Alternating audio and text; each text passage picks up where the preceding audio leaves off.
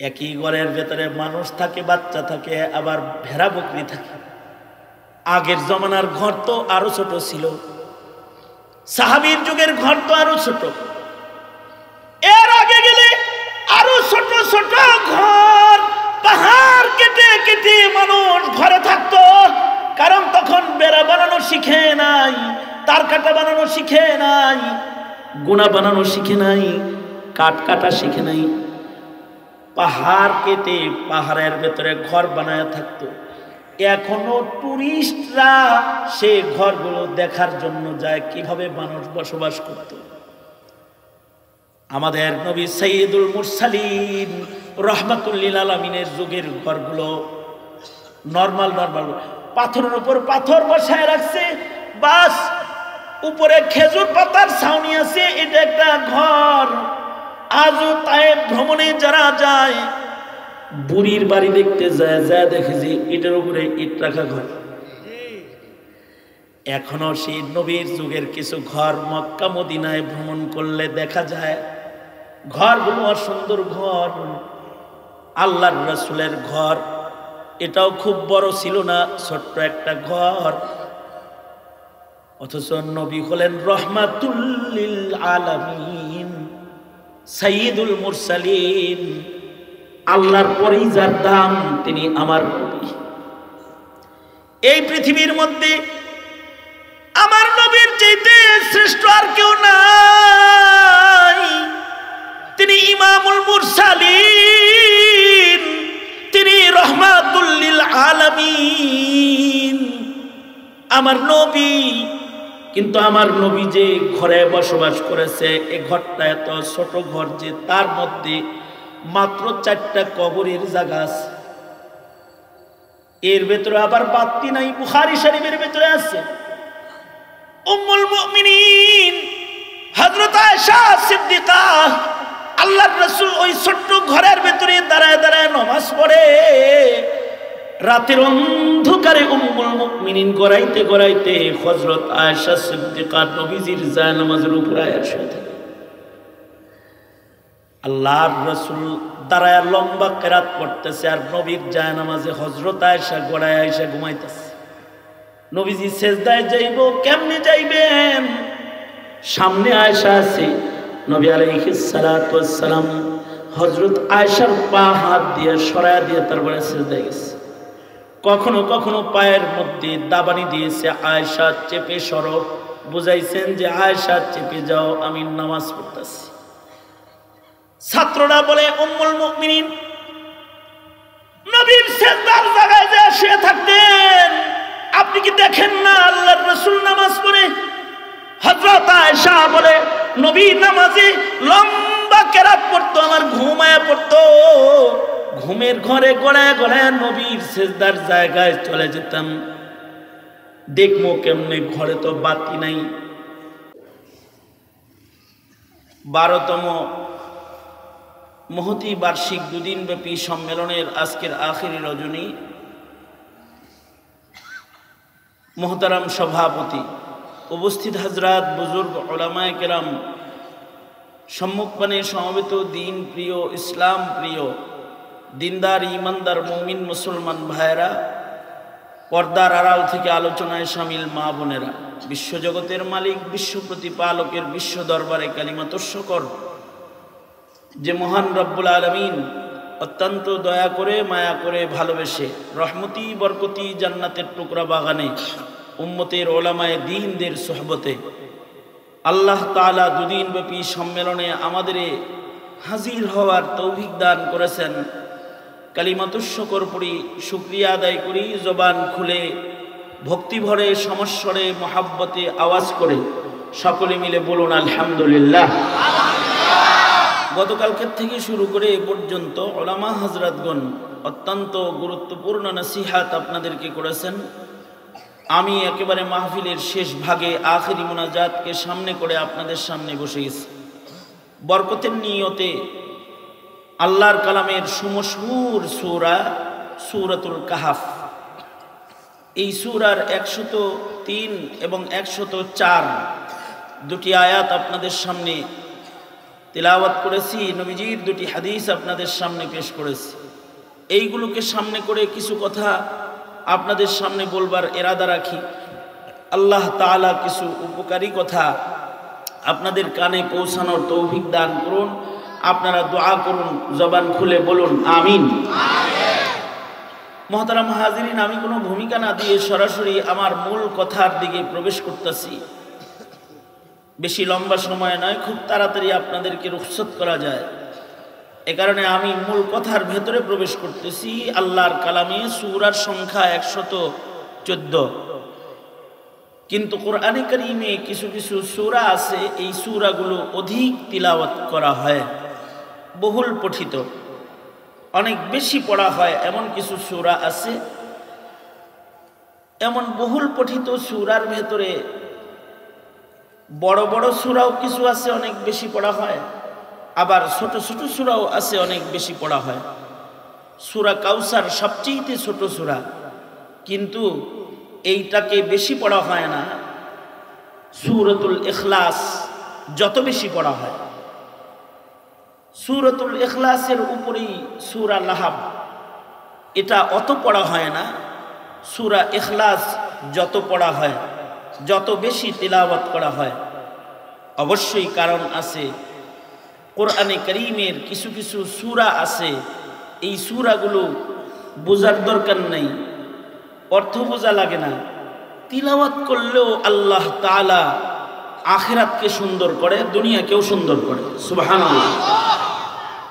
বুঝন লাগবে না, খালি পড়লেই হইব। যেমন সূরাতুল ইখলাস যদি কেউ একবার পড়ে,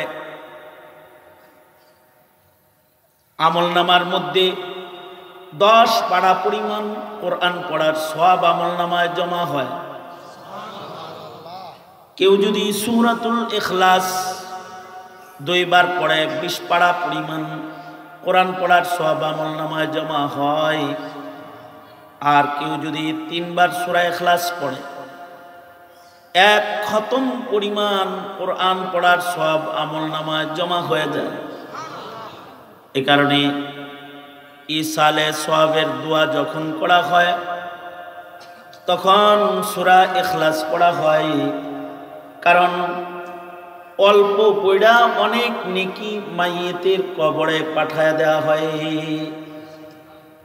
কেউ যদি 3 বার সূরা ইখলাস পড়ে, 1 খতম, 6 বার পড়লে 2 খতম, 9 বার পড়লে 3 খতম, আর 10 বার সূরা ইখলাস পড়লে আল্লাহ তাআলা পড়নেওয়ালাকে জান্নাতের মধ্যে একটা প্রাসাদ বাড়ি দান করে। ফজিলত বেশি, এ কারণে মানুষ পড়ে বেশি। যেমন সকালবেলায় সূরাতুর রহমান পড়া হয়, অথবা সন্ধ্যাবেলায় মাগরিবের পরে সূরা ফালাক নাসের আমল করা হয়, ফজরের পরে সূরা ফালাক নাসের আমল করা হয়। দুনিয়াবি সুবিধা আছে। তিলাওয়াত করলেও আল্লাহ তাআলা হার কিসমের অনিষ্টতার থেকে হেফাজতে রাখবেন। এরকম সূরা ইয়াসিন সকাল বেলায় পড়া হয়, সারা দিনের সকল হাজাত আল্লাহ তাআলা পূরণ করবেন। সূরাতুর রহমান পড়া হয়, ভোর রাতে সূরা রহমান পড়া হয়, আবার ঘুমের পূর্বে সূরা মুলক পড়ে ঘুমায়। এই সূরাগুলো বেশি তিলাওয়াত করা হয়। সূরা কাহাফ এরকম একটা বরকতি সূরা, যেটা অনেক বেশি পড়া হয়। যদি সূরাতুল কাহাফ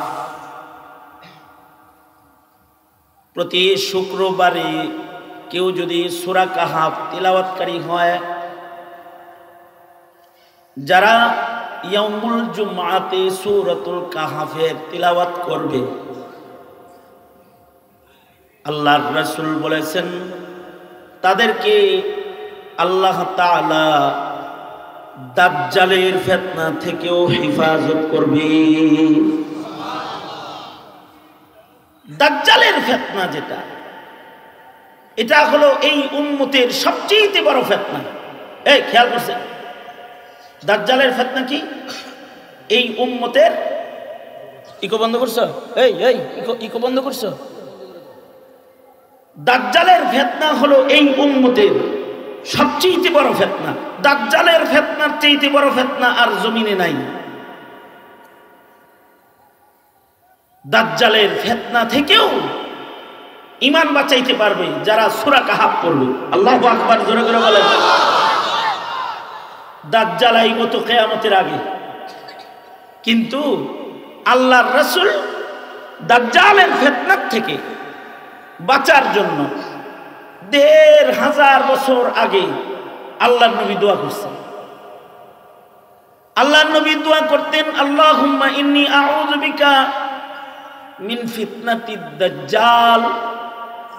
আয় আল্লাহ, আপনার কাছে দাজ্জালের ফিতনার থেকে আমি পানাহ চাই। ১৫০০ বছর আগে দোয়া করছেন। নবী যদি ১৫০০ বছর আগে এই দোয়া পড়া থাকে, দাজ্জাল তো এখন কাছাকাছি, আমাদের কত নিকটে আসছে দাজ্জাল, তাহলে আমাদের দোয়া কত বেশি করা দরকার। কথা বলেন কে? বসেন। তাহলে আমাদের তো দাজ্জাল কাছাকাছি, তাহলে আমাদের কত করা দরকার এই দোয়াটা। আমাদের সন্তানরা দিন যত যাইতেছে দাজ্জালের কাছাকাছি যাইতেছে। সবচেয়ে বড় কথা হলো দিন যত গড়াইতেছে, কিয়ামত যত কাছাইতেছে, ফিতনা তত বাড়তেছে। কি ফিতনা বাড়তেছে না? দিন যত যাইতেছে ফিতনা তত বাড়তেছে। এই কারণে আল্লাহর রাসূল আমাদেরকে ফিতনা থেকে বাঁচার দোয়াও শিখাইছেন। নবীজি আমাদের দোয়া শিখাইছেন, আল্লাহুম্মা ইন্না নাউযু বিকা মিনাল ফিতান। আয় আল্লাহ, সকল প্রকারের ফিতনার থেকে আমি তোমার কাছে পানাহ চাই। মা যহরা মিনহা ওয়া মা বাতান। কিছু কিছু ফিতনা আছে দেখে চেনা যায়, কিছু কিছু ফিতনা আছে দেখে চেনা যায় না। কাদিয়ানি চেনা সহজ, কিন্তু সাদিয়ানি চেনা সহজ না। সব ফিতনা চেনা যায় না। খারিজিদেরকে চেনা যাইত না, কারণ খারিজি ফিতনা এমন ফিতনা ছিল। খারিজিরা তাহাজ্জুদ পড়তো, পাগড়ি মাথায় দিয়ে ঘুরতো, হাতে তসবিহ রাখতো, তাহাজ্জুদ পড়তো, ইশরাক পড়তো, আওয়াবিন পড়তো, কিন্তু হযরত আলীকে কতল করছে, হযরত আলীকে শহীদ করে ফেলেছে। দেখা বুঝার কায়দা নাই, এটা ফিতনা। এ কারণে মা যহরা মিনহা ওয়া মা বাতান, যে ফিতনা দেখে চেনা যায়, যে ফিতনা দেখে চেনা যায় না, ওগো আল্লাহ এই সব ফিতনার থেকে আমগরে বাঁচান। নবী দোয়া শিখিয়েছেন। কারণ ফিতনায় পড়ে গেলে ঈমান নষ্ট হয়, ফিতনায় পড়ে গেলে আমল নষ্ট হয়। বন্ডের ফিতনায় পড়ে যাইব তো আমল নষ্ট হয়ে যাইব। মাজার পূজারি, কবর পূজারি ফিতনায় পড়ে যাইব তো ঈমান আমল সব নষ্ট হয়ে যাবে। আর যদি বিভিন্ন রকমারি ফিতনা, আহলে হাদিস ফিতনার পিছে পড়ে গেছে তো কাজ্জা লেগে যাইব। সাদিয়ানি ফিতনায় পড়ে যাবে তো আলেমদেরকে গালি দিবে, আলেমদেরকে গালমন্দ করা শুরু করে দিবে। বিভিন্ন রকমারি ফিতনা আছে। হিজবুত তাওহীদ ফিতনায় পড়ে যাবে তো বেজার লেগে গেছে। পর্দা বসিদা সব শেষ, নামাজের নিয়ম কানুন শেষ, ইসলাম শেষ, ধর্মের পথে চলবো, নিউ স্টাইলে চলতে থাকবে। আল্লাহ ধর্মের পথে নিউ স্টাইল পছন্দ করে না, ওল্ড স্টাইল। আল্লাহ তাআলা ওল্ড স্টাইল পছন্দ করে। আমিনু কামা আমানান নাস, সাহাবীরা যেমন ইমানদার হইছে তোমরা ওই রকম ইমানদার হও, মডার্ন যুগের ইমানদার না। এই সব ফিতনার ভেতর থেকে কোনটা সাহাবী রঙের ঈমান, এটা চেনা এত সহজ না। এ কারণে দোয়া করতে হয়, ওগো আল্লাহ আপনি আমাকে ফিতনার থেকে রক্ষা করেন। ফিতনার থেকে না রক্ষা পাইলে আল ফিতনাতু আশাদ্দু মিনাল কাতাল, ফিতনা কতলের চেয়েতেও বেশি ভয়ঙ্কর। কতলে তো একটা কতল হয়, আর ফিতনা শুরু হয়ে গেলে হাজার হাজার কতল হয়, আর ঈমান চলে যায়, ঈমান আমল নষ্ট হয়ে যায়। এ কারণে আল্লাহর রাসূল ফিতনার পরিচয় দিয়েছেন। এ কারণে দাওরায়ে হাদিস মাদ্রাসা যেগুলো আছে, এই দাওরায়ে হাদিস মাদ্রাসাগুলোতে কিতাবুল ফিতান নামে একটি অধ্যায় পড়ানো হয়। যতক্ষণ পর্যন্ত মৌলবী ফিতনা চিনার উপযুক্ত না হয় ততক্ষণ পর্যন্ত তাকে পাগড়ি পেঁচানো হয় না। বুঝেন না এই কথাটা? মোল্লা যদি ফিতনা না চিনে তাহলে ওই মৌলবীরে কি পড়ানো হয় না? পাগড়ি পরানো হয় না। তারপরেও আপনারা বলবেন যে হুজুর সব জায়গায় তো কিছু মৌলবী আছে, দুই চারটা জয়রা যেগুলো পড়ে যায় এগুলো উলামায়ে সু হইয়া মৌলবী হয়েও দুনিয়ার লোভে ভণ্ডদের কাতারে দাঁড়ায় যায়। কথা ক্লিয়ার? বুঝতে পারছেন তো? এ কারণে অধিকাংশ আলেম যেদিকে থাকে ফিতনা মুক্ত সেই দলটা থাকে, আর কম মৌলবী যেখানে পাইবেন এরও মৌলবী লাগে, কিন্তু এরা এদের ঈমানকে উলামায়ে সু হয়ে বিক্রি করে ফেলেছে বালাম বাউলার মতো। ফিতনায় পড়ে গেছে, তারা নিজেকে ফিতনার ভেতরে ফালায় গেছে। তাহলে আমার সাথে দোয়াটা সবাই মিলে পড়েন, আল্লাহুম্মা। এই দুনাত তোলেন। পুরান শ্রোতা তো অভ্যাস তো পুরানটাই আছে, ঠিক না? নতুন কোনো অভ্যাস তো না। সোজা করেন, সোজা করেন, না দেন তাহলে নারবার কইছে পিছন থেকে সোজা করেন, একটু নাড়াচাড়া দেন, ছোট্ট করে নাড়াচাড়া দেন, জবান খুলেন, আওয়াজ করে জোরে বলেন সুবহানাল্লাহ। হয় নাই, আরো জোরে বলেন সুবহানাল্লাহ। জোরে বলেন আলহামদুলিল্লাহ। লা ইলাহা ইল্লাল্লাহ। আওয়াজ কইরা বুলন্দ আওয়াজে জোরে সরে উঁচু আওয়াজে বলেন আল্লাহু আকবার। আল্লাহু আকবার।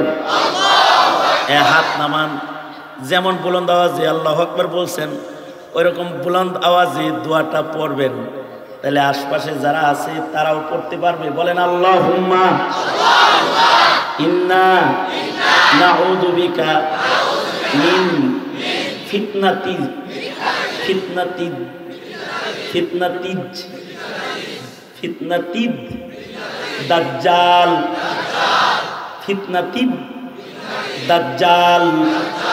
আয় আল্লাহ, আপনার কাছে আমরা দাজ্জালের ফিতনা থেকে পানাহ চাই।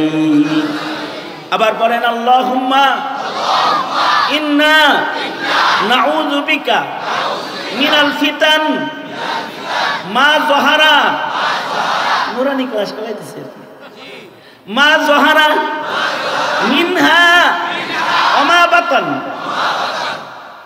তার মানে ওগো আল্লাহ, যেই ফিতনা চেনা যায় না, যেটা চেনা যায় সব থেকে পানাহ চাই।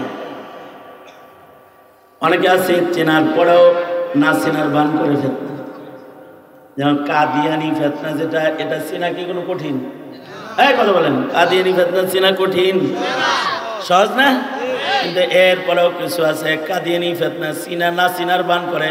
যেমন আমার এক পুলিশ জিগায়, রিমান্ডে ছিলাম, পুলিশ জিগায় হুজুর কাদিয়ানির কি আসলে কাফের? আপনি জানেন না? চিনা না চিনার ভান করতেছে। কাদিয়ানি কাফের এটা তো আন্ডা বাচ্চাও জানে। এই তোমরা জানো না কাদিয়ানি কি? কাদিয়ানি কি? কাদিয়ানিরা কি? ওই ওরাও জানে, পুলিশ অফিসার জানে না, অনেক ডিসি এডিসি জানে না কাদিয়ানি কাফের। ফিতনায় পড়ে যাবে কেমনি? যদি কাদিয়ানিকে সহযোগিতা করে তাহলে ও কাফের হয়ে যাবে। কি ঠিক না? ঠিক করে আওয়াজ করে বলুন। হাসিনার আমলে ওয়াজ মাহফিলে বাধা দিচ্ছে, কিন্তু কাদিয়ানি সমাবেশে যে পুলিশরা সহযোগিতা করছে ওর কি ঈমান আছে না গেছে? ফিতনায় পড়ে কি ঈমানদার রয়েছে না গেছে? এই কারণেই পড়তে হয় আল্লাহুম্মা ইন্না নাউযু বিকা মিনাল ফিতান মা যাহারা মিনহা ওয়া মা বাতান। ফিতনা না চিনলে সমস্যা। দাজ্জাল ফিতনা সবচেয়ে বড় ফিতনা এ জমিনের। দাজ্জালের ফিতনার স্টাইল কি হবে জানেন? আল্লাহর রাসূল খবর দিয়ে গেছে। আল্লাহর রাসূল বলে দাজ্জাল এত ভয়ঙ্কর হবে যে মানুষ কতল করবে, আবার কতল করে আবার জীবিত করবে। হাসিনা তো আর জীবিত করছে না কাউরে,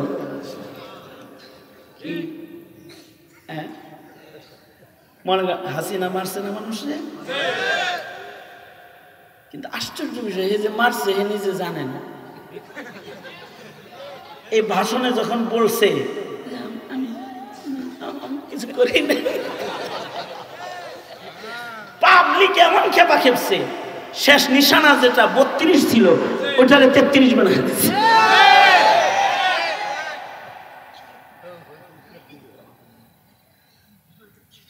কিছুই চিনে না, কিছুই বুঝে না,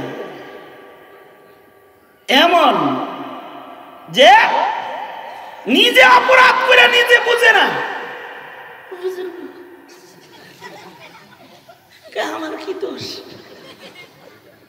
হ্যাঁ দোষ, হে নিজে বুঝে না।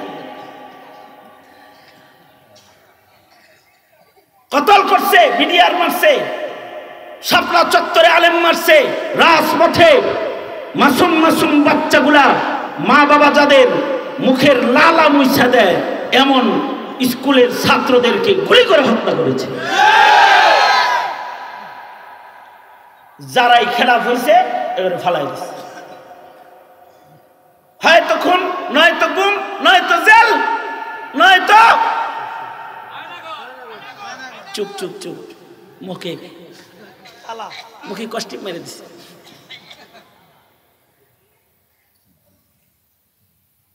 দাজ্জাল কিন্তু এর চেয়ে অনেক বেশি ভয়ঙ্কর হবে।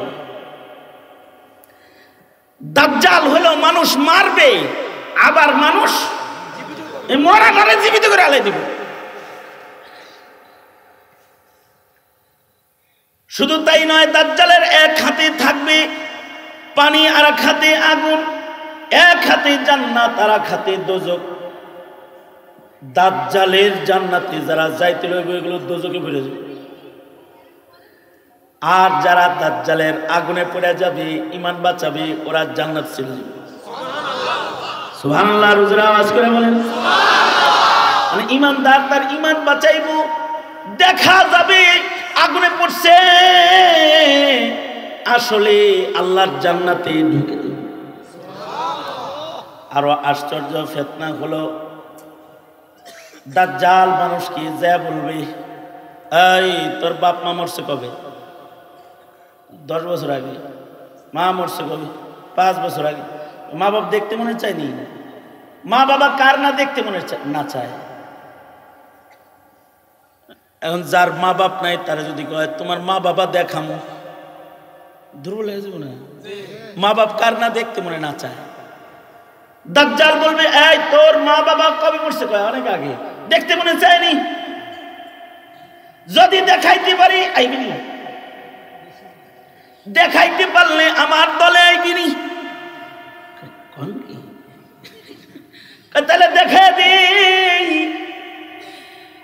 দাজ্জাল মরা মা বাপ দেখাই দিবে, মা বাবার আকৃতি সামনে হাজির করে ফেলবি,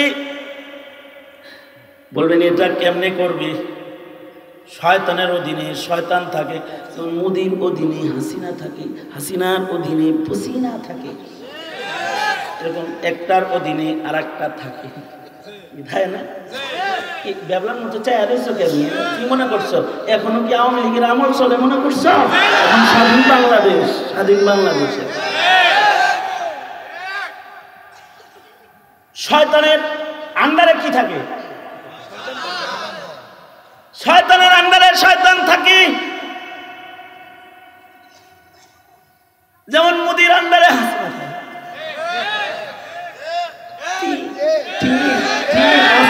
ঠিক ধরে আওয়াজ করে বলো, ঠিক করে বলো।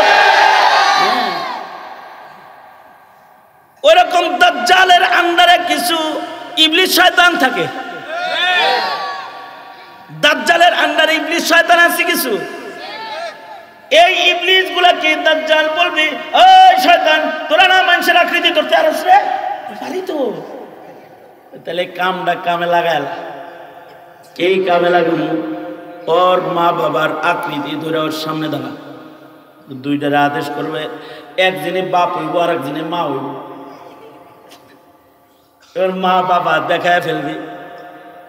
এই ফেতনা দেখা অনেকে বলবে, দাজ্জাল তুমি ছাড়া কিছু বুঝি না, তোমার দলে যাই। যারা হের দলে যাইব ওরা দোজকে পড়ে যাইব। আর যারা বলবে আমরা মৈশাদি মাহফিলে হুজুরের ওয়াজ শুনছি, হুজুর হাদিস থেকে এগুলো আগে আমাদের কয়ে গেছে, তো এগুলো পারবি। চিনি একদিন ছিল ইলমুল ইয়াকিন, এখন হয়েছে আইনুল ইয়াকিন। তুই তো আসলে ওইটা রে যেটার কথা মৈশাদি মাহফিলে শুনছিলাম, তুই সেইটা গর্দান নিবি নে, ইমান দিমু না, গর্দান নিয়ে যা কিন্তু ইমান দিব না। সেই কালিমার উপরে অটল থাকবে তো দাজ্জাল তার গর্দান কেটে ফেলবে, তাকে শহীদ করবে ঠিক, কিন্তু মহান আল্লাহ জান্নাত খুলে নিজে তার গোলামকে ইস্তেকবাল করবে।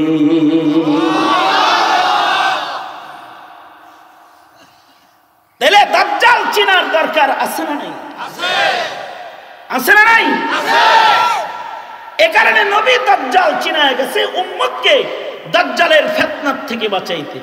তো দাজ্জাল আসার আগে তো আরো ফিতনা আইব, আইতেছে আওয়ামী লীগ ফিতনা আইব, হাসিনা ফিতনা আইব, নাস্তিক ফিতনা আইব, হাসানুল হক ইনু ফিতনা আইব, মুরগি চোরা শাহরিয়ার ফিতনা আইছে, কথা আইছে না? এরকম আরো ফিতনা অনেক আইব, কাদিয়ানি আইব, সাদিয়ানি আইব, অনেক অনেক কিছু আইব। এই সব ফিতনার ভিড়ে আহলে হককে চিনার জন্য একটা আমল আছে।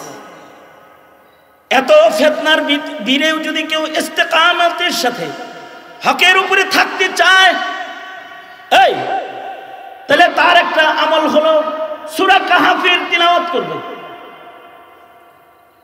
প্রতি শুক্রবারে একবার সূরা কাহফ পড়বে। যারা শুক্রবারে সূরা কাহফের তিলাওয়াত করবে তাদেরকে আল্লাহ তাআলা ফিতনার থেকে বাঁচাইব। আর যদি সূরা কাহফ ডেইলি পড়ে, প্রতিদিন যদি পড়ে, সাহাবীরা প্রতিদিন পড়তো, দিনে রাত্রে সূরা কাহফ পড়তো। যারা অধিক পরিমাণে সূরা কাহফের তিলাওয়াত করবে মহান আল্লাহ তাদেরকে জমিনের সকল ফিতনার থেকে হেফাজতে রাখবে। এবার বলেন, সূরা কাহফ তো মাত্র কুল হুয়াল্লাহর মতো এক লাইন না, সূরা কাহফ তো 12 পৃষ্ঠা। সূরা কাহফ এত লম্বা একটা সূরা, যেটা 12 পৃষ্ঠা ব্যাপী, 111 আয়াত। সব আয়াত শুদ্ধ হইতেছে 111 আয়াত। 111 আয়াত আপনি পড়ে আলাই দিবেন পাঠ করে? এটা পড়তে তো কমপক্ষে 35 মিনিট, 30 মিনিট, 40 মিনিট সময় লেগে যাবে। আর যদি শুদ্ধ করে পড়তে চায় তাইলে কমপক্ষে নাজেরা পর্যন্ত তার লেখাপড়া থাকা লাগবে। হেফজ না পড়লেও ওই যে ওরা যারা আছে ওদের হাফেজ সাহেব, ওগুলো লাগবে 20 মিনিট, 15 মিনিট, ফিনিশ। 11 একটা আনে পেরে লাগবে। কিন্তু এই সূরা কাহফের তিলাওয়াত করতে যদি হিফজ নাও পারেন তাহলে কমপক্ষে নাজেরা পড়তে হইব। কি পড়তে হইব? এই নুরানি নাজেরা, এই যে মৈশাদি নুরানি তালিমুল কুরআন হাফিজিয়া মাদ্রাসা, এই নুরানিটা যদি কমপ্লিট করে কেউ তাইলে সে দেখে দেখে পড়তে পারবে। নুরানি নামাজ শিক্ষা বই দেখে কুল হুয়াল্লাহ পড়া যায়, অথবা ইন্না আতাইনা পড়া যায়, সূরা কাহফ পড়া যায় না। এটা পড়তে পড়ালেখা শিখতে হয়। যদি কেউ সূরা কাহফ পড়নেওয়ালা হয় তাইলে সে ফিতনা মুক্ত থাকবে। এবার বুঝেন আমার কাছে, সেটা হলো এই ফিতনার রং বেরঙের ফিতনার জমানায় সন্তানকে বাড়ি করে দেওয়া বড় দায়িত্ব, গাড়ি কিনে দেওয়া, ব্যবসা করে দেওয়া বড় দায়িত্ব, নাকি বিশুদ্ধ করে সূরা কাহাফ পড়ার উপযুক্ত মুমিন বানানো বড় দায়িত্ব? বুঝলে তো অনেক কিছু, না বুঝলে কিছুই না। এখন পিতামাতার বড় দায়িত্ব হলো তার সন্তানকে বিশুদ্ধ করে কোরআন পড়া শিখাবে। তাহলে লাভ হইল, হযরত থানবী বলেছেন, যে বাচ্চাটা কোরআন পড়া শিখবে সে অধিকাংশ ফিতনা চিনবে। কারণ যারা ফিতনা পরিচালনা করে ওরা শুদ্ধ কোরআন পড়তে পারে না। যদি বিশ্বাস আমাদের কথা না হয়, তাহলে যত ফিতনাবাজ আছে এই মৌলবীরা লিড দিয়ে দিবে যে এরা ফিতনা, এরা ফিতনা, এরা ফিতনা, এরা ফিতনা। এদের সবার একজন করে মৌলবী সাহেবরে মিশর থেকে কারি যারা আসে বাংলাদেশে, অথবা সৌদি আরব থেকে কারি যারা আসে বাংলাদেশে, তাদের সামনে বলবেন যে তুমি সূরা ফাতিহাটা একটু পড়ে শোনাও। সূরা ফাতিহা পড়ে শোনায় বলবেন যে উনি হলো অমুক কাফেলার আমির সাহেব। এই যে সামনে পায় না, সূরা ফাতিহাই পড়া যাবে না, তুই আমির হইলি কিভাবে রে? তুই এই গ্রুপের লিডার হইলি কিভাবে? তুই তো সূরা ফাতিহা পড়া জানিস না। এটা আমাদের বলতে হবে না, বলবে কারা? বিদেশ থেকে যারা এই কোরআন পড়ুয়া তারা। ঠাকুর খালি কোরআন শরীফ পড়াটা শোনাইয়া দিবে। তার মানে বিশুদ্ধ কোরআনে কারীম তিলাওয়াত যদি আপনার সন্তান জানে, আপনার সন্তান বন্ডটার বয়ান শুনে বুঝা লাইব ওর তো আসলে কোরআন পড়াই ঠিক নাই, ওর ফতোয়া নেওয়া যাইব না, রাগ করে তালাক দিলে তালাক রাখেন ফতোয়া ও দিল, ও তো আসলে কোরআন শরীফই পড়তে পারে না। ওরে যদি বলেন যে সূরা ইয়াসিন পড়ো, তাহলে ওর ওযু ছুটে যাবে। যদি বলেন সূরা রহমান পড়ো, তাহলে ঘুমায় পড়বে। যদি বলেন যে তুমি সূরা কাহাফ পড়ো, তাহলে বলবে আমার পেটে খারাপ, আমার দস্ত হয়েছে, এই বাথরুমে যেতে। সুতরাং সূরা কালাম যারা পড়তে পারবে তারা ফিতনা চিনতে পারবে। আর ফিতনা সম্পর্কে সবচেয়ে বেশি জ্ঞান রাখে উম্মতের উলামায়ে কেরাম। সুতরাং যে জায়গায় ফিতনা বুঝো না সেখানে উলামাদের গালি নয়, তাদের জিজ্ঞাসা করে চলবে।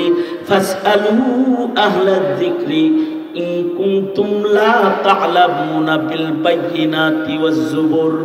নির্দেশনা দাতা স্বয়ং মহান আল্লাহ। ঠিক না বে ঠিক করে আওয়াজ করে বলেন, কে নির্দেশ দিয়েছে? এটা আল্লাহ নির্দেশ দিয়েছে। সুতরাং তাহলে বাচ্চাদেরকে বিশুদ্ধ কোরআন শেখানোর দায়িত্ব নিলেন আপনারা। আপনারা যারা আছেন, আপনি তো আপনার ঘরের সরকার, আপনি ঘরের পিতা, আপনি দাদা, আপনি নানা, আপনার ঘরের একটা সর্দার লোক। আপনি আপনার বাচ্চাদেরকে কোরআন পড়া শিখাইবেন, ডাক্তার বানান, ইঞ্জিনিয়ার বানান, সমস্যা নেই। বিশুদ্ধ কোরআন পড়া শিখাইবেন তো আপনার সন্তানটা আখিরি জমানায় ফিতনা চিনবে, যেগুলো ফিতনা।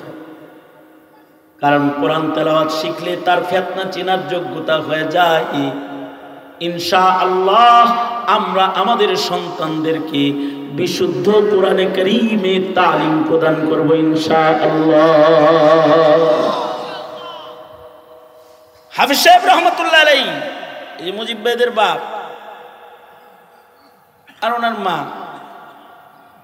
এই যে বাপ মা দুজন চলে গেল, একটা জিনিস, ছেলেগুলা ইংরেজি শিক্ষিত, ব্যবসা বাণিজ্য করে, ঠিক আছে, কিন্তু ওরা বাবা মার কাছ থেকে বিশুদ্ধ কোরআন চেনার কারণে এই জায়গায় ঢালকানগর থেকে আলেম দাওয়াত দেয়, যাত্রাবাড়ি মাদ্রাসা থেকে আলেম দাওয়াত দেয়, ঢাকা শহরের মুফাসসিরে কোরআন যারা আহলে হক তাদেরকে বসায়, চীনে কোন বন্ড গ্রুপের কোন লিডারকে এনে এখানে মাইক তারা দেয় না।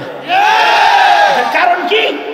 কারণ হলো বিশুদ্ধ কোরআন তেলাওয়াত শিখার একটা আসর আছে। ইংরেজি শিক্ষিত হইলে কি হবে? আনোয়ার ভাইয়ের চেহারাটা দেখছেন? দাড়ি রেখে ফেলছে, আগায় যেতেছে। এরা দিনই বুঝের কারণে একদিকে আগায় যায় না, যাদের ভিতরে তিনি বুঝ ঢুকে যায়।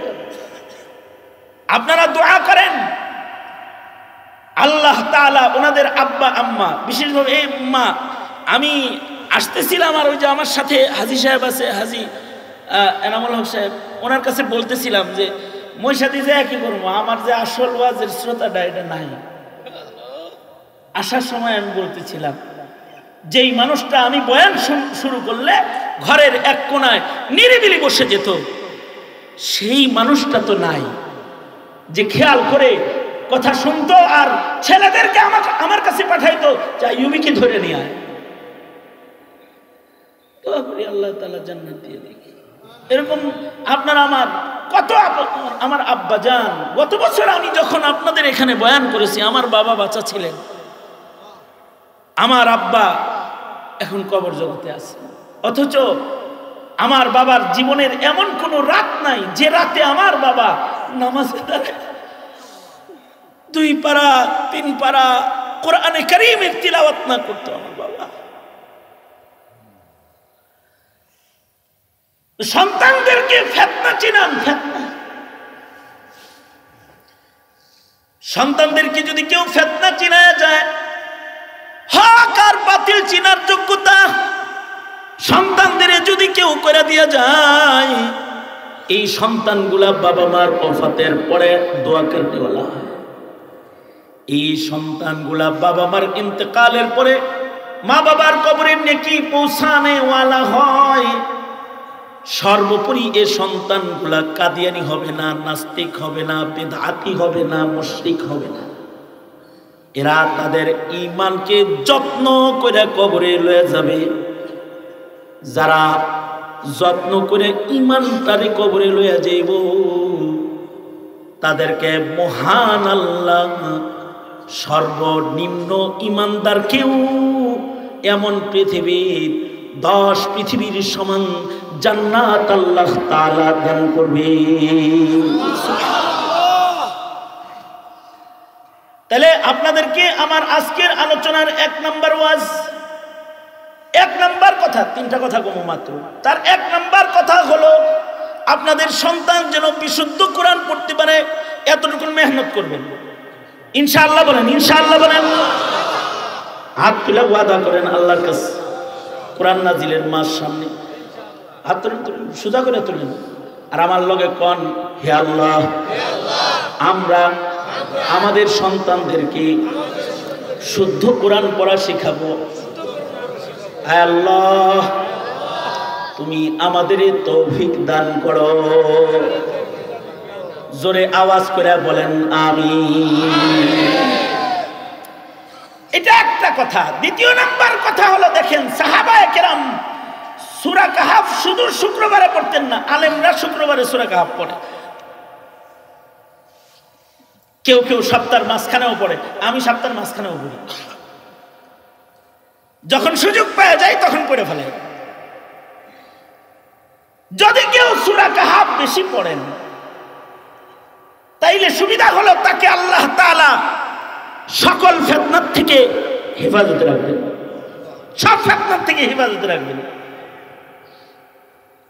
আগের জমানার এই আমাদের বর্তমান সমাজের চাইতে বেশি না 20 বছর আগের জমানায় যারা আছে, এরা মক্তবে যাতায়াত করেও তারা সূরা ইয়াসিন, সূরা রহমান, সূরা ওয়াকিআ এগুলো তারা মুখস্থ করে ফেলাইতো, ঠিক না? মুখস্থ না করলেও পড়া জানতো, খুব সুন্দর করে পড়ে ফেলাইতো। কিন্তু আওয়ামী লীগ 16 বছর সকালবেলার মক্তবে তালা লাগাইয়া আর কেজি স্কুল আর নার্সারি, আশা ব্রাক আর কিন্ডার গার্ডেন এর প্রচলন ঘটায়া সবাহি মক্তব বন্ধ করে আমাদের সন্তানগুলাকে এমন মূর্খ বানাইছে যে ওরা কালেমাটা শুদ্ধ করে পড়তে পারে না, সূরা ইখলাসও পড়তে পারে না। এই দেশের আলেমরা মাদ্রাসা করে করে বাচ্চাদের কিছু হিফাজত করার চেষ্টা করে, এর উপরে শেখ হাসিনার নজর পড়েছিল কড়া। সকল রাজনৈতিক দলের অত্যাচার একত্রিত করলে শুধু মাদ্রাসার উপরে যে অত্যাচার করেছে আলেম তালবে ইলমের উপরে যে গুলিগুলা চালাইছে, এইটা সব রাজনৈতিক দল নিধনের সমান হবে না। এত অত্যাচার করেছে। এই আমরা আমাদের নামে থানায় লিস্টি ছিল, যেন এখানে এসে আপনাদেরকে বয়ান করতে না পারি। চাঁদপুরে আমি আসতে পারিনি, কারণ চাঁদপুরে থানায় লিস্টে আমার নাম জমা। জায়গায় জায়গায় যেতে পারি নাই, দীর্ঘদিন জেলে রাখলো একটা বছর, এক রমজান থেকে আর এক রমজান। অপরাধ কি? অপরাধ হলো আমরা আপনাদের বাচ্চাদেরকে বলি ওরা কাদিয়ানি, ওদের কাছে যাস না, ওইগুলা নাস্তিক, ওদের কথা শুনিস না, ওগুলো মুরতাদ, ওদের কথা শুনিস না, আপনাদেরকে বলি এটা অপরাধ। কারণ তারা তো আলেমদেরকে জেলে দিয়েছে, আর নাস্তিক মুরতাদ বেঈমান ধরে ধরে সংসদ সদস্য বানাইছে, নর্তকীদেরকে সংসদ সদস্য বানাইছে। নর্তকী যারা আল্লাহর কাম আল্লাহ করেছে, আমার দেশের মোল্লারা খালি তা করে চিনে তা না, সূরা কাহাফ যারা পড়ে তারা খালি এ করে চিনে তা না, যারা সূরা কাহাফ ওয়ালাদের কাছে যাতায়াত করে হেরাও এ করে চিনে। এরা চিনে বিধায়ী গণভবন ঘেরা হয়ে মোল্লারা যায় নাই, গণভবন ঘেরা হয়ে গেছে ছাত্র জনতা, সাধারণ ছাত্র জনতা গেছে। 32 নম্বরের বাড়ি কোন তালবে ইলম ভাঙে নাই। তবে এদেশ মুক্তিযোদ্ধার সন্তানদের দেশ। ভারত বসে বসে দেশ বিক্রির সিগনেচার করবা আর বড় বড় কথা বলবা, মুক্তিযোদ্ধার সন্তানরা বেঁচে থাকতে হতে দেবে না, হতে দেবে না। কোন মৌলবি যায় নাই 32 নম্বরে। আপনি যদি না চিনান তো ওরা তো নাস্তিকের পিছনে দৌড় দিবে। সুতরাং আপনিও ঘরে সূরা কাহাফ তিলাওয়াতকারী হন, ঘরের পরিবেশ তিলাওয়াত করেন। ঘরের পরিবেশ যদি খারাপ হয়, ঘরের ভেতরে ফাসিক ফুজ্জার পয়দা হয়। আর ঘরে যদি সুন্দর পরিবেশ হয়, ঘরের নেককার পয়দা হয়। এক নাম্বার কাজ হলো ব্যক্তি জীবন সুন্দর করেন, তিলাওয়াত শিখান। 2 নাম্বার কথা হলো ঘরের পরিবেশ সুন্দর করেন, ঘরের সন্তানগুলাকে বাঁচান। ঘরে যদি সুন্দর পরিবেশ হয়, ঘরের সুন্দর পরিবেশ কি দেয়া হয়? ঘরের সুন্দর পরিবেশ সুন্দর একটা ফ্ল্যাট বানাইলে হয়? এই কথা বলেন না। ঘরের সুন্দর পরিবেশ কালারিং একটা বড় টিভি কিনা দিলে হয়? ঘরের সুন্দর পরিবেশ ওয়াইফাই কানেকশন লাগাই দিলে বয়ে বয়ে চালাইতে আরে তাতে সুন্দর পরিবেশ হয়? সুন্দর কিছু ফার্নিচার কিনা দিলে তো ঘর সুন্দর হয়ে যায়, তাই না? হ্যাঁ, সুন্দর ঘর কোনটা শোনেন?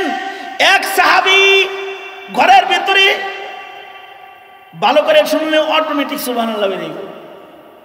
এক সাহাবী ঘরের ভেতরে সূরা কাহাফের তিলাওয়াত করতেছে রাতের বেলায়। সাহাবী কোরআন পড়তেছে, সাহাবীর পাশে তার ছোট বাচ্চাটা ঘুমায় রয়েছে। আর একই ঘরের এক কোনায় সাহাবীর ঘোড়াটা বান্ধা। তার মানে ছোট্ট একটা ঘর, কিন্তু ঘরের পরিবেশ কি? ঘরের পরিবেশ হলো ঘরের এক কোনায় আল্লাহর কালাম সূরা কাহাফ তেলাওয়াত হইতেছে, আর পাশি শিশু বাচ্চাটা রাতের বেলায় ঘুমাইতেছে। এর পাশে ঘরের কোনায় ঘোড়া বান্ধা। ঘরের কোনায় যদি ঘোড়া বান্ধা থাকে, ঘোড়া তো সুগ্রান, ঘোড়ার লাদিতে সুগ্রান না, ঘোড়ার পেশাবে সুগ্রান না। আগের জমানার মানুষের বাড়ি ঘর অত সুন্দর ছিল না। শখ করে দাদা দাদির কাছে রাতের বেলায় শুইতে যেতাম, কিন্তু মাঝরাত্রে কান্দা কেটে আবার চলে যেতাম মার ঘরে। অপরাধ কি? দাদা দাদির আদর করতেছে, দুইজনে মাঝখানে শোয়ায় রাখছে, কিন্তু বেজাল লাগাইছে হইলো দাদির ঘরে চকির নিচে মাছার নিচে ছাগল বান্ধা আছে। কারণ আগের জমানায় অত ঘর ছিল না, ছাগল রাখার আলাদা ঘর নাই। দাদা দাদিও শুয়ে রয়েছে, মাচার নিচে চোখের নিচে ছাগলও শুয়ে রয়েছে। গন্ধ গন্ধ লাগে না, তোমার ঘরে থাকতাম না, মার ঘরে দেখে যাও যাও যাও যাও। রাগ করে আবার অন্ধকারের ভেতরে ঘর থেকে বাইর করে আব্বা আম্মার ঘরে দিয়ে গেছে। ঘরের পরিবেশ সুন্দর, ঘরের ভিতরে ছাগল আছে। আসলে কথা হলো আগের যুগে ভালো ঘর এত বেশি ছিল না। ছাগল আলাদা আটকায় রাখবে এমন সুন্দর জায়গা নাই। চোরে ছাগল নিয়ে গেলে সকালবেলায় সমস্যা, নাতিরের দুধ নাই, ছাগলের দুধ দহন করে নাতি নাতনিরে খাওয়াই। একই ঘরের ভেতরে মানুষ থাকে, বাচ্চা থাকে, আবার ভেড়া বকরি থাকে। আগের জমানার ঘর তো আরো ছোট ছিল, সাহাবীর যুগের ঘর তো আরো ছোট। এর আগে গেলে আরো ছোট ছোট ঘর, পাহাড় কেটে কেটে মানুষ ঘরে থাকতো। কারণ তখন বেড়া বানানো শিখে নাই, তার কাটা বানানো শিখে নাই, গুণা বানানো শিখে নাই, কাঠ কাটা শিখে নাই। পাহাড় কেটে পাহাড়ের ভেতরে ঘর বানায় থাকতো। এখনো টুরিস্টরা সে ঘরগুলো দেখার জন্য যায়, কিভাবে মানুষ বসবাস করত। আমাদের নবী সাইয়্যিদুল মুরসালিন রাহমাতুল লিল আলামিনের যুগের ঘরগুলো নরমাল পাথরের উপর পাথর বসায় রাখছে, বাস উপরে খেজুর পাতার ছাউনি আছে, এটা একটা ঘর। আজও তায়েব ভ্রমণে যারা যায়, বুড়ির বাড়ি দেখতে যায়, যায় দেখে যে ইটের উপরে ইট রাখা ঘর। এখনো সেই নবীর যুগের কিছু ঘর মক্কা মদিনায় ভ্রমণ করলে দেখা যায়। ঘরগুলো সুন্দর ঘর, আল্লাহর রাসূলের ঘর। এটাও খুব বড় ছিল না, ছোট্ট একটা ঘর। অথচ নবী হলেন রহমাতুল লিল আলামিন, সাইয়্যিদুল মুরসালিন। আল্লাহর পরেই যার দাম তিনি আমার নবী। এই পৃথিবীর মধ্যে আমার নবীর চাইতে শ্রেষ্ঠ আর কেউ নাই। তিনি ইমামুল মুরসালিন, তিনি রহমাতুল লিল আলামিন, আমার নবী। কিন্তু আমার নবী যে ঘরে বসবাস করেছে, এই ঘরটা এত ছোট ঘর যে তার মধ্যে মাত্র 4টা কবরের জায়গা আছে। এর ভেতরে আবার বাতি নাই। বুখারী শরীফের ভেতরে আছে উম্মুল মুমিনিন হযরত আয়েশা সিদ্দিকা, আল্লাহর রাসূল ওই ছোট্ট ঘরের ভেতরে দাঁড়ায় দাঁড়ায় নামাজ পড়ে। রাতের অন্ধকারে উম্মুল মুমিনিন গড়াইতে গড়াইতে হযরত আয়েশা সিদ্দিকা নবীজির জায়নামাজের উপর আয়েশা থাকে। আল্লাহর রাসূল দাঁড়ায় লম্বা কেরাত পড়তেছে, আর নবীর জায়নামাজে হযরত আয়েশা গড়ায় আয়েশা ঘুমাইতেছে। নবীজি সেজদায় যাইব, কেমনে যাইবেন? সামনে আয়েশা আছে। নবী আলাইহিস সালাতু ওয়াস সালাম হযরত আয়েশার পা হাত দিয়ে সরায়া দিয়ে তারপরে সেজদায় গেছে। কখনো কখনো পায়ের মধ্যে দাবানি দিয়েছে, আয়েশা চেপে সরো, বুঝাইছেন যে আয়েশা চেপে যাও, আমি নামাজ পড়তেছি। ছাত্ররা বলে উম্মুল মুমিনিন নবীর সেজদার জায়গায় যে শুয়ে থাকতেন, আপনি কি দেখেন না আল্লাহর রাসূল নামাজ পড়ে? হযরত আয়েশা বলে নবী নামাজে লম্বা কেরাত পড়তো, আমার ঘুমায় পড়তো। ঘুমের ঘরে গড়ায় গড়ায় নবীর সেজদার জায়গায় চলে যেতাম। দেখবো কেমনে, ঘরে তো বাতি নাই, ঘরের ভেতরে বাতি নাই। ছাত্ররা বলে উম্মুল মুমিনিন আপনার ঘরে কি বাতিও জ্বলতো না? হ্যাঁ, নবীর ঘরে বাতিতে তেল থাকতো না, বাতি জ্বালানোর তেল নাই।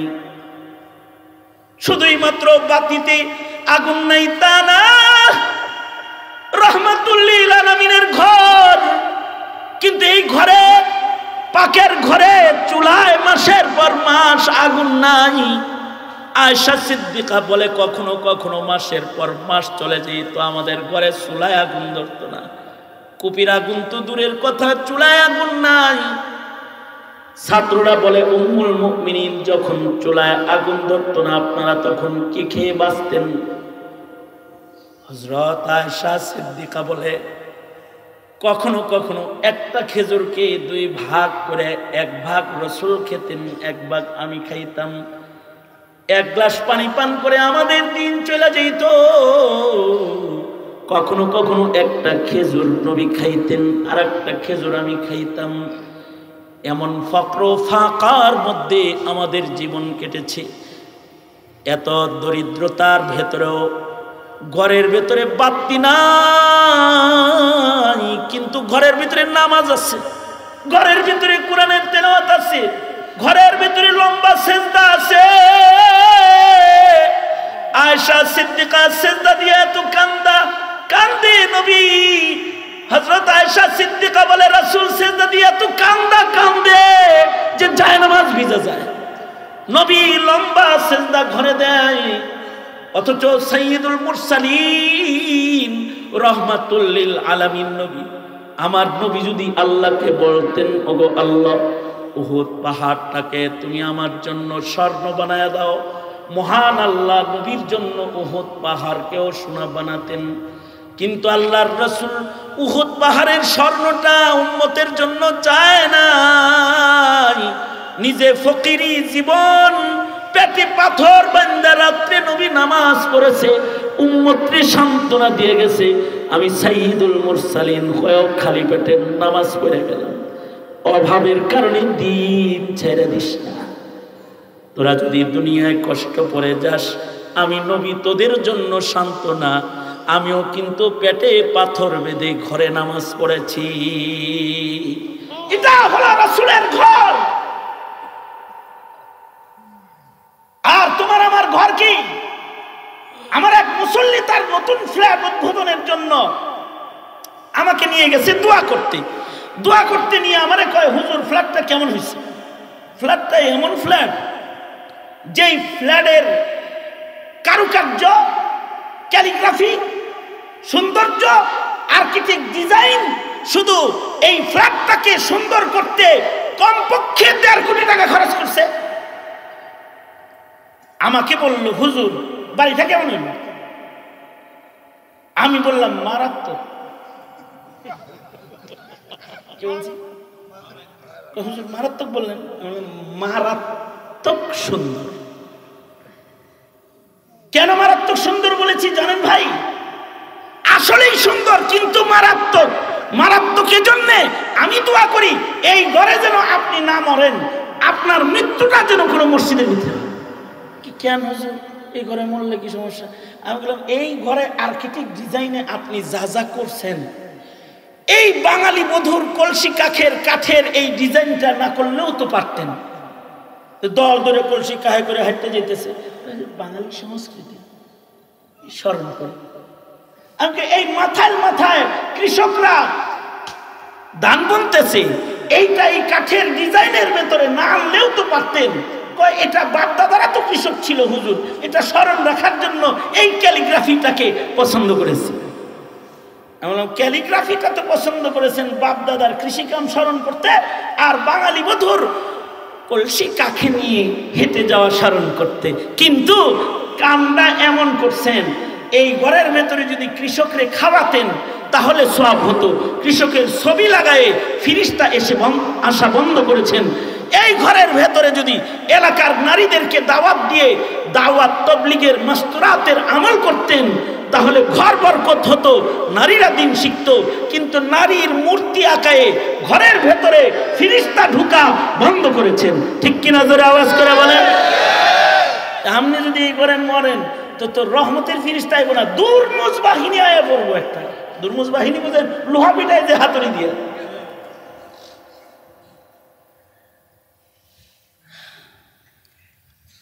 মুজিব ভাই, আনোয়ার ভাই, এরা সবাই না খাওয়া, সব খাইব হইলো ওয়াজের পরে। এই জন্য আমারও খাওয়ান দেয় নাই।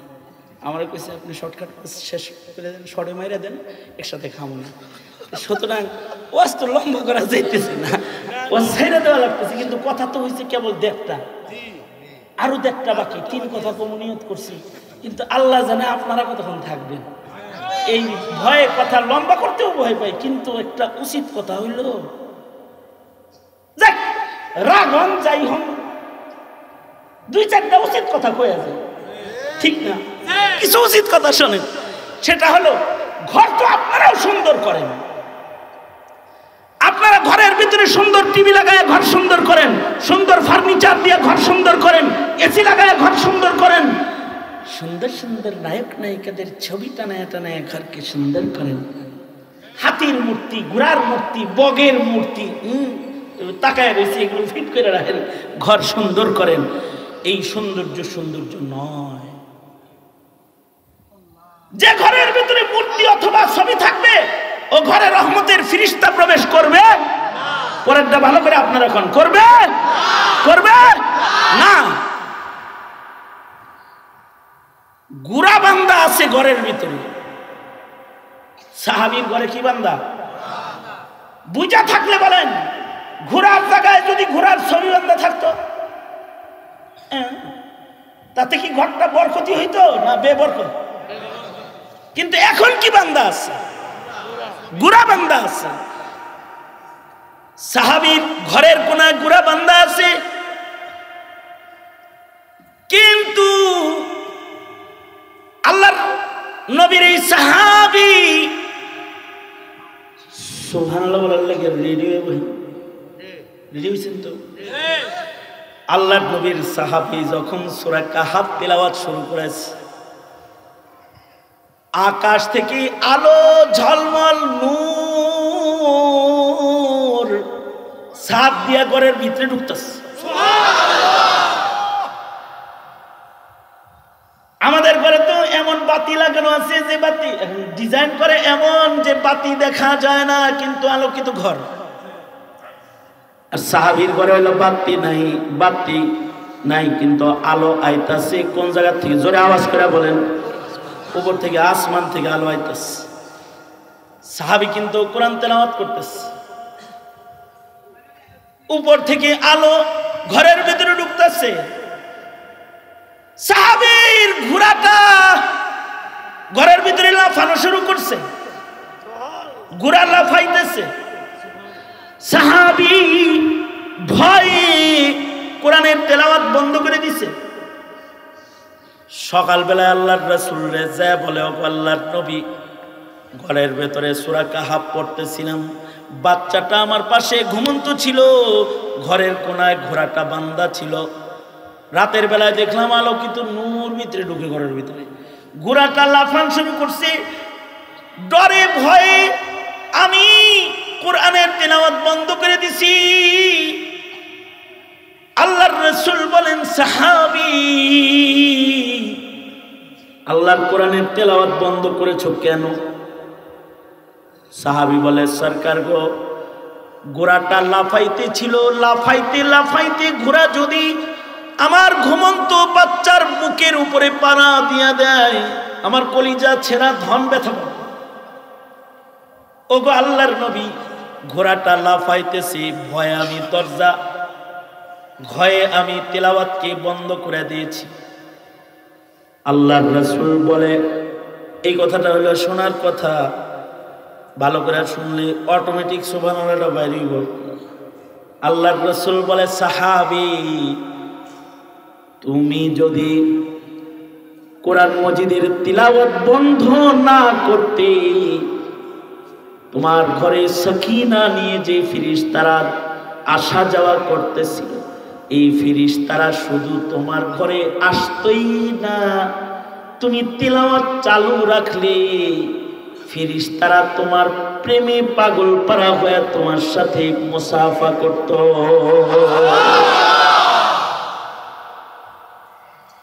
এটা হলো সুন্দর ঘর, যে ঘরে কোরআন মাজিদের তিলাওয়াত আছে, ঘরে কিরণমালা চলে, এটা সুন্দর ঘর না? কি কথা বলেন, ঠিক না ঠিক করে বলেন? তোমার আমার ঘর সুন্দর ঘর কোনটা? যে ঘরের ভেতরে ছবি আছে, মূর্তি আছে, সিনেমা আছে, নাটক আছে, ওটা তো দোজখের ঘর না। তাহলে একটা কথা বললাম, সন্তানদের কোরআন শিখাইবেন।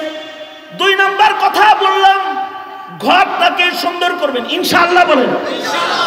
ঘরের ভিতরে গান চলবে না। ঘরের ভিতরে নাটক চলবে না, ঘরের ভিতরে সিনেমা চলবে না, ঘরের ভিতরে নামাজ চলবে, ঘরের ভিতরে তিলাওয়াত চলবে, ঘরের ভিতরে জিকির চলবে, ঘরের ভিতরে তাহাজ্জুদের নামাজ চলবে। যদি কারোর ঘরের ভিতরে, সুখবরটা শুনে যান, যদি কারোর ঘরের ভিতরে হয় নামাজ, হয় সেজদা, হয় তিলাওয়াত, হয় জিকির, তাহলে তার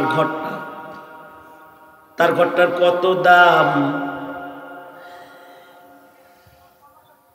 পৃথিবীতে এমন একটা আজব বুক আছে যে বুকটার নাম গ্রিনিজ বুক। কি বুক জোরে বলেন? কি বুক? গ্রিনিজ বুক। পৃথিবীতে একটা বুক আছে গ্রিনিজ বুক, যে বুকের মধ্যে আজব বাড়ি কেউ বানাইলে তার নামও ওঠে। এই পৃথিবীর মাটিতে কিছু মানুষ বাড়ি বানায়ও তাদের নাম ওই বুকে উঠাইছে। আচ্ছা, যেমন তাজমহল বানায় শাহজাহানের নাম ওই বুকে উঠছে। কি বানায়? জোরে করে বলেন, কি বানায়? তাজমহল বানায় শাহজাহানের নাম ওখানে উঠছে। ওইরকম সোনার গাড়ি বানায় মিস্ত্রির নাম উঠে গেছে। যে গাড়িটার মালিক হয়েছে তার নাম উঠে গেছে স্বর্ণের গাড়ি। অথবা বেশি গান গায়া তার নাম উঠে গেছে, গান বেশি গাইছে নাম উঠে গেছে। বাংলাদেশের একজন আছে, বেশি গান গাইছে নাম উঠে গেছে। বেশি বল করছে, বেশি সেঞ্চুরি করছে, বেশি গোল করছে, বেশি ভালো খেলছে, এর লেগে নাম উঠে গেছে। মুফতি আজম শফি রহমতুল্লাহ আলাইহি বলেন, আকাশে একটা খাতা আছে, বই আছে, যে বইয়ের নাম ইবাদুর রহমান। ওই বইটার নাম, যে বাড়িওয়ালা গুলা তাদের বাড়ির ভেতরে কোরআন তেলাওয়াত করে, নামাজ পড়ে, সেজদা করে, জিকির করে, তাদের ঘরে ইবাদত বন্দিগি হয়। ওয়াল্লাযীনা ইয়াবিতুনা লিরাব্বিহিম সুজ্জাদাও ওয়া কিয়ামা। যাদের ঘরের পরিবেশ হয় ইবাদতের, ওই ঘরের মালিকগুলার নাম মহান আল্লাহ ইবাদুর রহমান খাতার ভেতরে উঠায়া দেয়। তাইলে রোজার মাস আইতাছে, ঘরে নাটক সিনেমা চলবে তো? ডিসলাইন থাকবে তো? ইন্টারনেট চলবে তো? ফেসবুক, কোরআন বুক না খুললেও ফেসবুক খুলবে তো? ভালো হয়ে যান, ভালো হইতে পয়সা লাগে না। আমরা সবাই, আমিও ভালো হয়ে গেলাম, আপনারাও ভালো হয়ে গেলেন, ইনশাল্লাহ করেন, জোরে বলেন। তাহলে ঘরের পরিবেশ সুন্দর করব। এই যে আমার শেষ কথা হলো, যে আয়াত আমি পড়ছি ওটার কথা, নেকির কাজ তো করব, নামাজ পড়ব, জিকির করব, সাদকা করব, খায়রাত করব, কিন্তু এই নেকির কাজগুলোকে নষ্ট করব না। অনেকে নেকির কাজ করেছে কিন্তু তার নেকির কাজ নষ্ট, কারণ সে নিজে ভ্রষ্ট। কারণ কি বললাম, সুন্দর একটা কথা কইছি, মনে রাখলে অনেক কিছু। অনেক নেকির কাজ করেছে কিন্তু তার নেকির কাজ নষ্ট, কারণ সে নিজে ভ্রষ্ট। কি জোরে বলেন? কি ভ্রষ্ট? যেমন শেখ হাসিনা অনেক মসজিদ বানাইছে, মসজিদ জন্য ভালো কাম না? প্রত্যেক উপজেলায় একটা একটা মসজিদ বানাইছে, কত ভালো কাম। আর প্রতি রাত্রে 70 রাকাত করে নামাজ পড়তো, পুরা আব্দুল কাদের জিলানী মার্কা কাম। ইশরাকের নামাজ না পড়ে বুবু যায় নামাজ পড়তো না। হজ উমরার অভাব নাই, ঘুমটা পড়তো, লম্বা জামা গায়ে দিত, নেকির কাজ অনেক করতো। ইস্তেমার জায়গা হেরা দিছে, ইসলামিক ফাউন্ডেশন হেরা করছে, কত মসজিদ বানাইছে। কিন্তু আশ্চর্য বিষয় হলো, মসজিদ বানাইছে একটা, মূর্তি বানাইছে অনেকটা। আশ্চর্য কথা হলো, মসজিদ বানাইছে একটা, কিন্তু কাজ্জা লাগাইছে সব মসজিদে। কারণ আগে মসজিদের ভেতরে তবলিগ জামাতের ঝগড়া ছিল না, হেলমেট বাহিনী ইজতেমার ভেতরে ঢোকায়া দিয়া মানুষ হত্যা করে আলাদা দল করে মসজিদের ভেতরে দাঙ্গা আর ফাসাদ পয়দা করে দিয়েছে। আর কওমি সনদের স্বীকৃতি দিয়া মোল্লা সব জেলখানায় নিয়ে বেরোচ্ছে। আমল তো জীবনে অনেক করছে, মসজিদ বানাইছে, কিন্তু ভ্রষ্ট নষ্ট। আমল যতদূর করছে তার চাইতে বেশি বলছে, তার চাইতে বেশি বলছে। এত যারা বলে তাদের আমল থাকে না বুবু, থাকে না। আর ইমানই যদি নষ্ট হয় ওই আমল আমল নামায় ঢুকে না, ঢুকে না। এই গেল একটা কথা। ইমানই যদি নষ্ট হয় তাহলে আমল নামায় আমল ঢুকে না। আর এত মাইকিং করলে আমল টিকে না, আমল থাকে না, আমলে ইখলাস থাকে না। আর ধর্ম কর্ম বিদায় দিয়া পূজা মণ্ডপ উতলা দিয়া দেশের মুসলমানের ঈমান হেফাজত করা যায় না। সে ভাষণ যেটা সেটাও বলেছে, ধর্ম যার যার। শুনছেন না আপনারা? কথা বলেন না কেন? এই দেশটা 90% মুসলমানের দেশ। এটা ভারতের অঙ্গরাজ্য, হিন্দুর দেশ না, এটা স্বাধীন বাংলাদেশ। কথা বলেন আওয়াজ করে, জোরে বলেন ঠিক না ঠিক করে বলেন। হিন্দুদের পূজায় আমরা বাধা দেই না, তাই বলে আমার সন্তান পূজায় যাবে, পূজা করবে, এটা আমি বরদাস্ত করি না। এদেশের কোন মুসলমান বরদাস্ত করে না, করতে পারে না। সন্তানকে উৎসব আর মসজিদ, মন্দির আর মসজিদ, ইবাদত আর গুনাহ, নেকি আর পাপ চিনার জন্য একটা ইলিম দরকার। সেই ইলিম না দিলে সব মণ্ডপে চলে যাবে, মসজিদে আসবে না, তাদের ইবাদত নষ্ট হয়ে যাবে। এ কারণে আল্লাহ তাআলা তার বন্ধুকে বলেন, কুল হাল নুনাব্বিউকুম বিল আখসারিনা আ'মালা আল্লাযীনা দাল্লা সা'য়ুহুম ফিল হায়াতিদ দুনিয়া ওয়া হুম ইয়াহসাবুনা আন্নাহুম ইহসিনুনা সুনআ। হিসাব করতেছে অনেক নেকির কাম, কিন্তু ঈমান না থাকার কারণে নেকি নাই, অথবা রিয়ার কারণে নেকিগুলা নষ্ট হয়ে গেছে, অথবা ইলিম না থাকার কারণে আমলগুলা ভ্রষ্ট হয়ে গেছে। তাহলে এমন আমল দিয়ে জান্নাতে যাওয়া যাবে তো? জোরে আওয়াজ করে বলেন, যাবে তো? তাহলে আমার সন্তান যেন ভ্রষ্ট আমল না করে, আমি হব তার পাহারাদার, ইনশাআল্লাহ বলেন। এই পাহারাদারি শিখতে আলেমদের সাথে সম্পর্ক থাকবে। আলেম ওলামা যেখানে, আলেম ওলামা নাই যেখানে। এখন আমি দোয়া করবো আমার রেখে আপনারা সবাই চলে যাবেন। হ্যাঁ ঠিক আছে, চলে যাবেন না তো? সোজা করেন তাহলে, নাড়াচাড়া দেন, মোট করেন, ছাড়েন, আবার ধরেন, ধরে রাখেন, ধরে রাখেন, ধরে রাখেন।